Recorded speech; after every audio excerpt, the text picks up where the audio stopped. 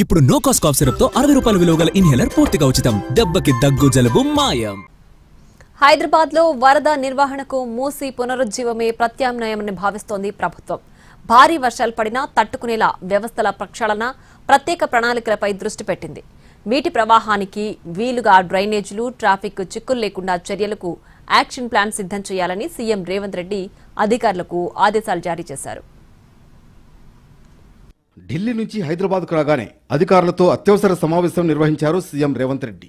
రాజధాని నగరంలో భారీ వర్షాలు, జలమయమైన రోడ్లు, లోతట్టు ప్రాంతాలపై సంబంధిత అధికారులతో సమీక్ష చేశారు.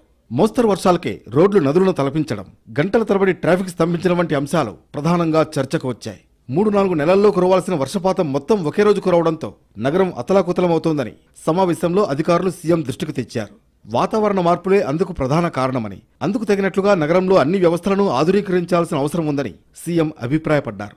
హైదరాబాద్లో ఇప్పుడున్న రోడ్లు, డ్రైనేజీలు 5 సెంటీమీటర్ల వర్షం పడితే తట్టుకునే పరిస్థితి లేదని, ఒక్కోసారి 20 సెంటీమీటర్ల వర్షం నమోదవుతోందని అన్నారు. ఎంత వర్షం పడినా గ్రేటర్ హైదరాబాద్లో వర్షపు నీరు నిల్వ ఉండకుండా, వరద నీటితో ముంపుకు గురవ్వకుండా లోతట్టు ప్రాంతాల ప్రజలు కూడా సురక్షితంగా ఉండేలా అత్యంత పకడ్బందీ విధానాన్ని అమలు చేయాలని, అందుకు వీలుగా రూపొందిస్తున్న మూసీ పునరుజ్జీవన ప్రాజెక్టును వెంటనే చేపట్టాలని సీఎం ఆదేశించారు. హైదరాబాద్లో 55 కిలోమీటర్ల పొడవున మూసీని పునరుద్ధరించడం ద్వారా పరివాహక ప్రాంతంతో పాటు నగరంలో ఉన్న అన్ని ప్రాంతాలు, కాలనీలు సురక్షితంగా ఉంటాయన్నారు సీఎం.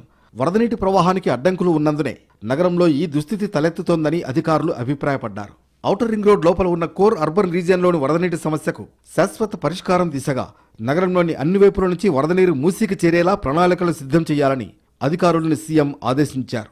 చెరువుల పునరుద్ధరణ, నాలాల వెడల్పు ప్రక్రియను వీలైనంత త్వరగా పూర్తి చేయాలన్నారు. మూసీలో స్వచ్ఛమైన నీటి ప్రవాహంతో హైదరాబాద్లో నీటి కష్టాలు తీరుతాయని సీఎం అన్నారు. 100 ఏళ్ల పాటు మహానగరంలో వరదనీటి సమస్య పునరావృతం కాకుండా ఉండాలంటే మూసీ పునరుజ్జీవనమే అవసరమని సీఎం అభిప్రాయపడ్డారు. మూసీ పునరుజ్జీవన ప్రాజెక్టును వరదనీటి నిర్వహణకు వీలుగా డిజైన్ చేయాలని, ఆ దిశగా పనులు చేపట్టాలని అధికారుల్ని ఆదేశించారు. హైదరాబాద్ నగరంలో ట్రాఫిక్ సమస్యను పరిష్కరించేందుకు ప్రత్యేక ప్రణాళికలు రూపొందించాలని ముఖ్యమంత్రి రేవంత్ రెడ్డి అధికారుల్ని ఆదేశించారు. చార్మినార్, సాలార్జంగ్ మ్యూజియం, హైకోర్టు, ఉస్మానియా ఆసుపత్రి ప్రాంతాల్లో మల్టీలెవెల్ పార్కింగ్ జోన్లను ఏర్పాటు చేసేందుకు కార్యాచరణను సిద్ధం చేయాలన్నారు.